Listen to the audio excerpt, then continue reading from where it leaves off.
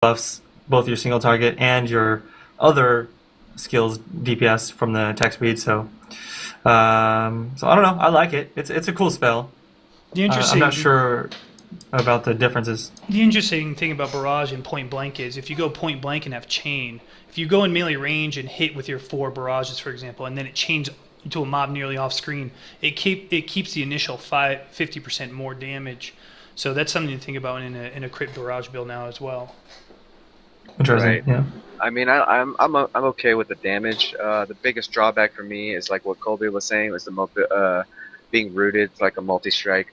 I honestly think you need insane amount of attack speed to support it, because in an invasion type league, you need to be mobile.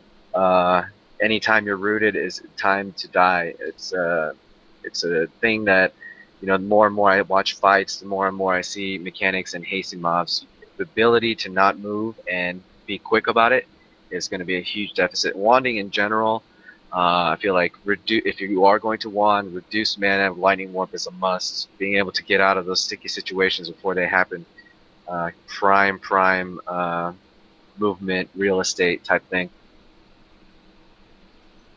So while it might be good damage, I feel like it's a little bit high risk. Yeah, mobility is big in this league because that's why I ruled Adrenaline Flask, and I'm pretty sure it's what helped save me in a lot of situations. As soon as I see one of those bosses, if I think it's going to be something sketchy, I pop my Adrenaline Flask and I get out, and that move speed is insane. So just having innate move speed, I think that's going to make move speed boots even more valuable, and then getting move speed from the tree potentially, who knows. So yeah, the barrage thing, rooting yourself, it's sketch.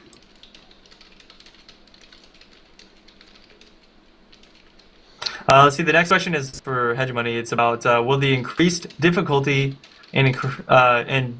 how will the increased difficulty and decreased players affect the economy in Hedgecraft? Honestly, Hedgecraft does not change too much. The opportunity is still there. The conversions are still there. Rewarding players that play the game and crafting with Aux is still there, and the demand for flasks are even going to be greater. So I think the increased difficulty is definitely a bonus as far as people farming and exclusively trading their Alex to Chaos. I haven't seen any shortage of that, but yeah, it'll still remain, and if not be stronger, because of the demand of Flask and the riptastic, massacres we've seen. To Colby, how do you think the patch will change the racing meta? Will we see some other options in Leaps Lands? I think we've already answered that one, right? Yeah, we pretty much went over that. Basically, they buffed the spellcaster and stuff, and we'll talk about it more later on in another podcast, I think. Yeah. Oh, here's a good one. What no Gitu or no what is it? No Giku? Do you guys feel like the strong boxes artificially speed up the ambush economy? Can Vaal Orbs alone counter that with highly specific items? I'll start this one. I feel like the ambush economy, I kind of see what the developers were doing. They're trying to give people reasons to leave their massive standard stashes. People are like, oh man, I'm gonna have such a problem leaving all my orbs, from this, standard softcore league and going to a new one. The benefits are outrageous. Like they're exciting. They're high in demand, and I feel like they're trying to get those people, that are on the fence of like leaving their stash and coming in and trying out a new thing. That they don't have to worry too much about item progression and the whole perfect means perfect. Being able to find those gems, level them up to 20, and then Vaal Orb, YOLO, just like that sense of feeling and that crafting, like Zeno was saying, it's kind of like a crafting league. I definitely see how they were doing that. Overall, I think it's a little too fast. The serial kills will come much quicker than invasion, if at all. Like it'll just be dominant, and then I feel like people are just going to be trading sets of gear to their friends. So if you are interested in being the first to kill at Syria on ambush, then you probably should make a lot of friends, because there's no penalty for dying. If I were to let someone borrow something on invasion and he were to die on Atsiri, he would owe me big time. But yeah, that's how I feel about that. All right, the next question, Hedgie, how did the patch change the PvP meta, and how can we get more people to play PvP? That was asked by Trizix.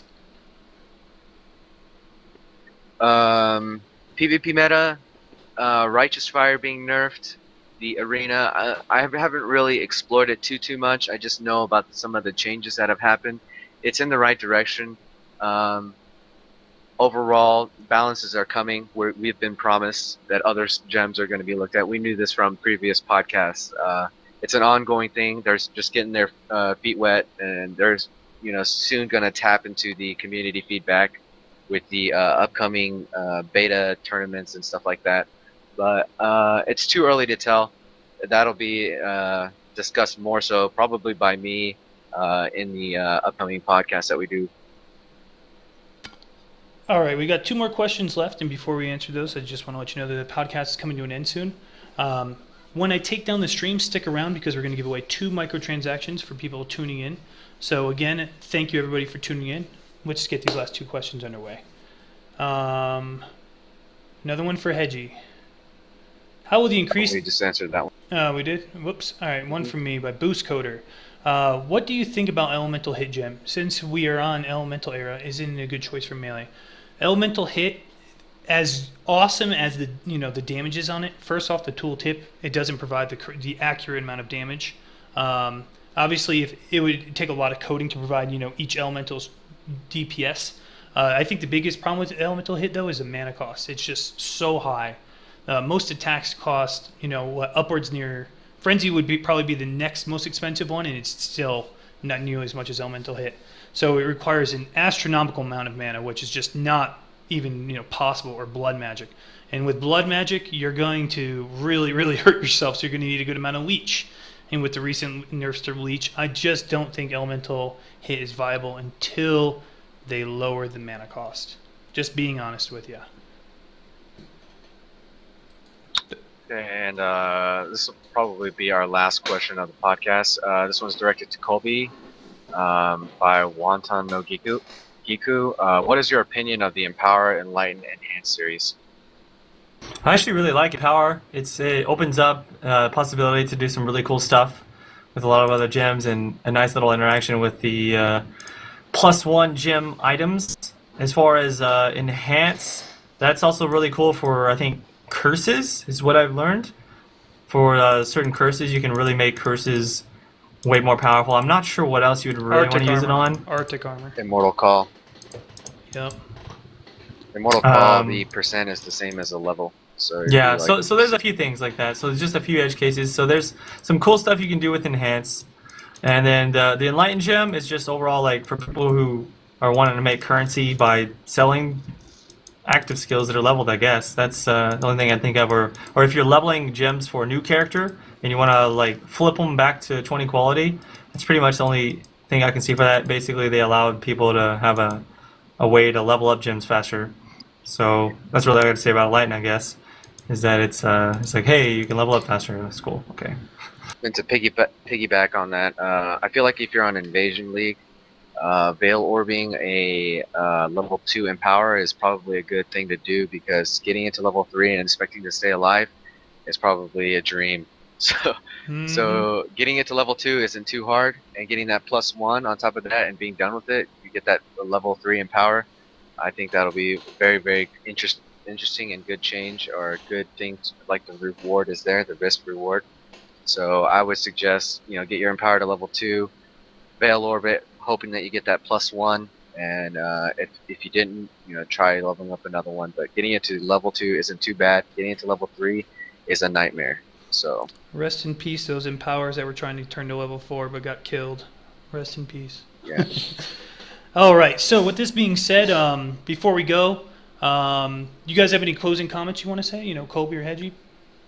Yes, my remaining microtransaction pack, I'm going to be giving away. What I'm going to do is I'm going to type in a keyword on my status at some point in the day, and then you have to go to my that particular YouTube video and type that keyword. First person to type it will get the microtransaction pack. That's how I'm going to be giving away mine. Would you mind putting the details on your stream so people can, in case they didn't catch that? Yeah.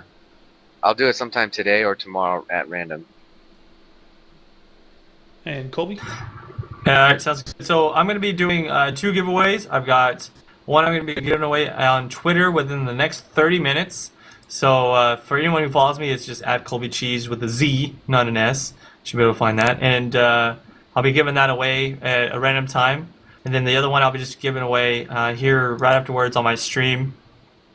I'll just do the little giveaway box thing so I can type it in, and that should be pretty much it, I think. All right, and then for my last one, I'll be giving away tonight during my night stream. I usually log on about 8 to 10 Mountain Time, so GMT, that would be about, I can't even do the math right now, but 8 to 10 Mountain Time, I'm GMT minus 7, and then I will be giving away during that time frame, so if you tune into my stream then. With that being said, I would like to thank GGG again for allowing us to do this, and thank you for the donations for the 8 microtransaction packs. They're a good company, and you know, a lot of gaming companies think about the dollar sign. It's very evident that GGG cares about the player base than the dollar sign. So we should all, you know, appreciate them more and continue to build this community what it is. Secondly, I'd like to thank Twitch again for you know, allowing this podcast to even be possible. And lastly, you know, thanks to Mods for moderating and taking care of the channel. And thanks for Hedgie and Colby for coming by. If you guys are interested in seeing this podcast again or passing on to your friends, we'll have this podcast loaded as a VOD on my stream, as well as Colby Cheese's YouTube. Again, it's Colby Cheese with a Z. So that will be going up, you know, I don't know, in a few moments, I would assume. You know, we're going to stomp that out as soon as we're done with this. And last but not least, we're going to have 2 podcast microtransaction giveaways. So once I take down the stream, stick around, guys. Any other comments you guys got before we go? Nope, looking forward to the next podcast. Yeah, Oh, yeah. I look forward to doing it again, and I want to thank the viewers that came out and watched this over the race. I knew it was in the same time slot, but I want to appreciate you guys for your support. You know, GGG for supplying us and backing the podcast with microtransactions. So big shout out to them, and big shout out to Twitch for being the venue of this place. It's always about the viewers. You know, you guys keep us alive. If without you, we wouldn't be here. We wouldn't be doing this. So thank you again for keeping. And thanks to the mods that, you know, kept the chat clean and kept it organized. Big ups to you. Last but not least, we're going to be doing another one of these in 2 weeks. We're going to try and keep them, you know, bi-monthly every 2 weeks. And we'll have more details to come on that, and we'll all advertise it. So thank you again for tuning in, and that's all we really got. Take care, guys. Thanks. See you guys later. And good luck.